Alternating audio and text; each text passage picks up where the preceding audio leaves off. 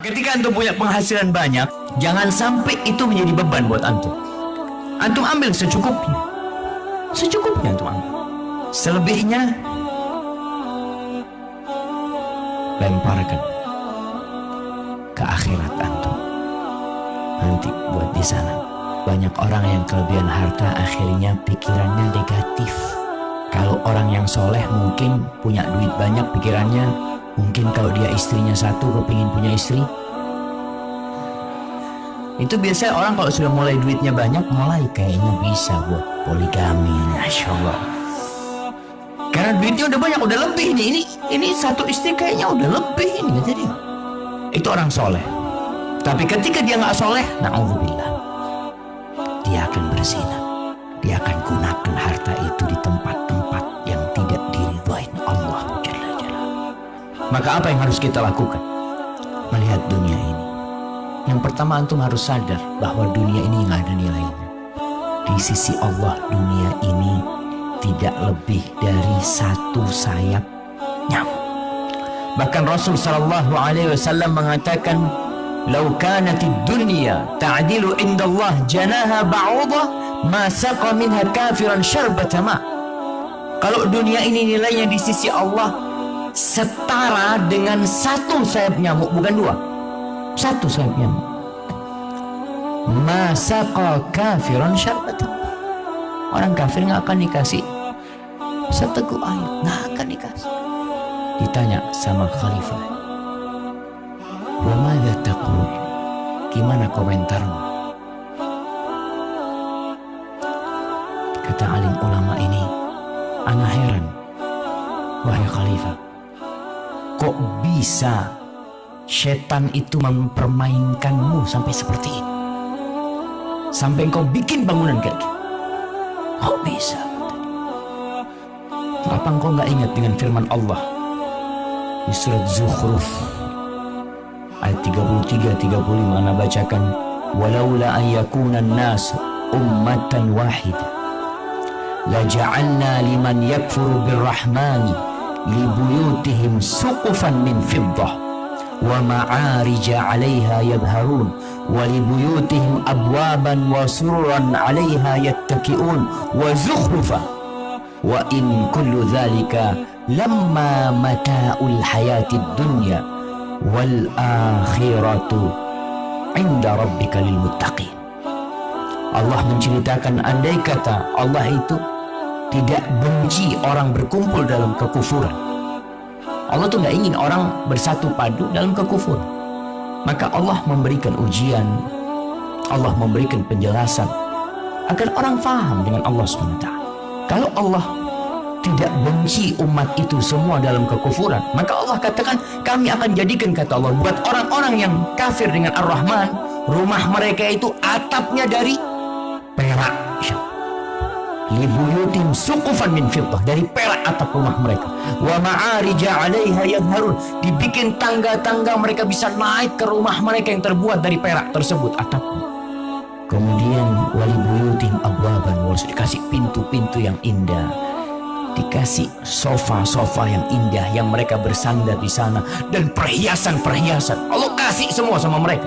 Itu cuma, kata Allah, itu hanya kenikmatan dunia yang fana. Kenapa Allah nggak kasih? Allah akan kasih.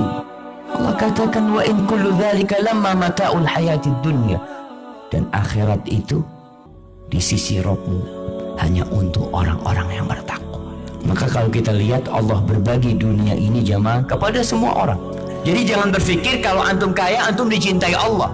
Kalau antum sukses, menjadi seorang pejabat, memiliki harta yang berlimpah ruah, atau sebagai pengusaha yang memiliki banyak usaha, dihormatin oleh manusia, dihargai oleh negara, antum berpikir antum dicintai Allah? La.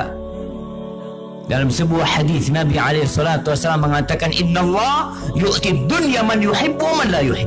Allah berbagi dunia ini kepada orang yang Allah cintai dan kepada orang yang Allah tidak cintai. Allah berikan dunia ini kepada Qarun, Allah berikan dunia ini kepada Fir'aun, Allah berikan dunia ini kepada Namrud, Allah kasih sama mereka. Dan Allah berikan pula kepada Nabi Sulaiman.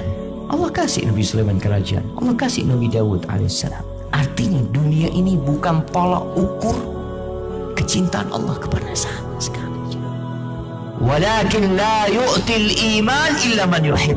Tapi Allah tidak berbagi iman kecuali kepada orang yang Allah cintai.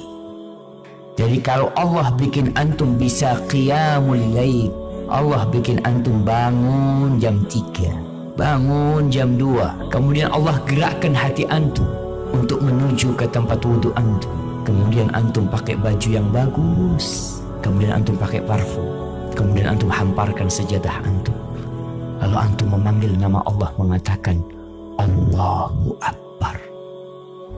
Insya Allah Allah cinta sama antum.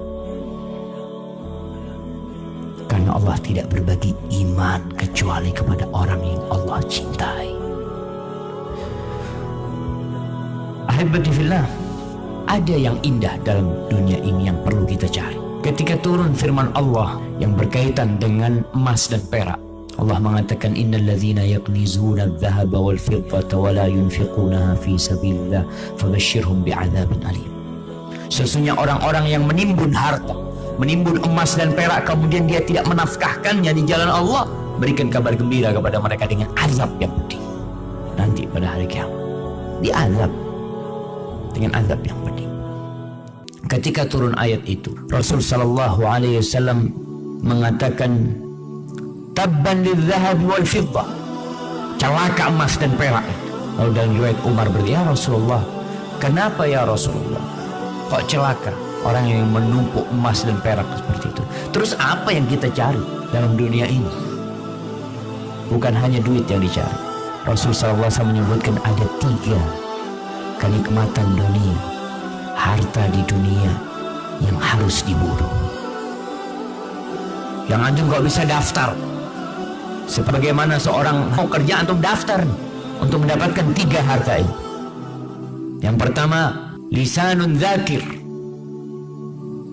lisan yang pandai berzikir. Antum cari di mana bisa mencari lisan yang pandai berzikir. Bawa antum ijazah SMA antum, ijazah kuliah antum, ana mau cari di mana lembaga yang bisa memberikan kepada ana lisanun dzakir. Terus yang kedua, wa qalbun syakir, hati yang pandai bersyukur. Di mana lembaganya?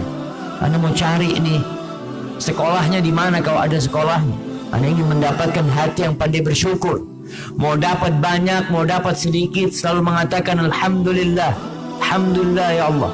Subhanallah, Rasul sallallahu alaihi wasallam berlalu rembulan, kemudian berlalu rembulan selanjutnya tidak dihidupkan, tidak dinyalakan di rumah Nabi alaihissalam kompornya, tapi beliau senantiasa bersyukur sama Allah. Di mana dapat itu? Yang ketiga, wa zaujatun mu'minatun tu'inuhu ala iman, pasangan hidup yang solehah, istri yang solehah, yang membantu suaminya untuk bikin rumah, bukan, untuk patungan beli mobil, bukan, untuk usaha, bukan, membantu suami urusan akhirat. Ini yang perlu dicari di dunia jamaah. Maka silakan kita memandang dunia ini dengan kacamata yang benar, karena dunia ini mazra'atul akhir. Ini memang kita mau cari bekal di akhirat, jadi dunia ini. Di surah Ali Imran ayat 185 Allah mengatakan kullu nafsin dha'iqatul maut, semua yang bernyawa itu akan merasakan kematian. Dokter yang ngobatin mati, apoteker yang bikin obat mati, semuanya. Yang bayi, yang remaja, yang tua akan merasakan kematian. Itu sudah ketetapan Allah Jalla Jalla. Maka jangan cari keabadian di muka bumi. Apapun pekerjaan, dimanapun engkau menjabat, engkau bakal mati. Coba kita ingatkan penguasa-penguasa yang ada di negeri kita. Presiden pertama kita Bung Karno mati, Pak Harto mati, kemudian Gus Dur mati, semuanya bakal mati. Maka jangan sampai antum terpedaya. Wa innama tuwaffawna ujurakum yaumal qiyamah, kalian akan mendapatkan pahala kalian sempurna pada hari kiamat. Disempurnakan tuh pahala buat kalian. Kita nih sholat, kita datang nih ke masjid subuh ini, duduk sampai matahari terbit. Dapat duit antum? Nggak dapat kan? Apa duduknya antum di sini dihitung? Yang pegawai Pertamina absen. Di absen nggak? Kenapa nggak di absen? Kalau untuk dunia di absen, untuk akhirat nggak di absen. Masya Allah. Tuh lihat jamaah, kan kita lebih mementingkan kehidupan dunia. Iya sah. Kalau kerjaan harus di absen saat masuk kantor apa enggak dia. Soalnya urusannya sama gaji ini nanti ini. Nanti kalau bikin kajian lagi di absen. Betul jamaah. Untuk membiasakan mereka. Mereka berpikir antum sekarang datang ke sini nggak ada apa-apa. Tapi kalau untuk urusan dunia antum datang jam 7 pagi. Apalagi sekarang dengan adanya fingerprint itu, nggak bisa dititipkan tangannya sama sohibnya. Dia harus datang dia sendiri. Dia datang sendiri. Subhanallah. Kita datang ke masjid ini, salat subuh sampai matahari terbit. Kemudian salat zuhur. Kemudian salat asar. Kemudian salat maghrib, salat isya. Antum dapat ganjarannya di sini? Nggak dapat, Ustaz. Tadi yang sodakoh mungkin anda lihat ada yang berjalan tadi sebelum qomat. Antum langsung dapat gantinya? Enggak, Ustaz, kata dia. Yang jelas duit ana yang berkurang tadi. Antum akan disempurnakan pahala buat antum sempurna. Asalkan antum tidak melakukan hal-hal yang memotong pahala antum.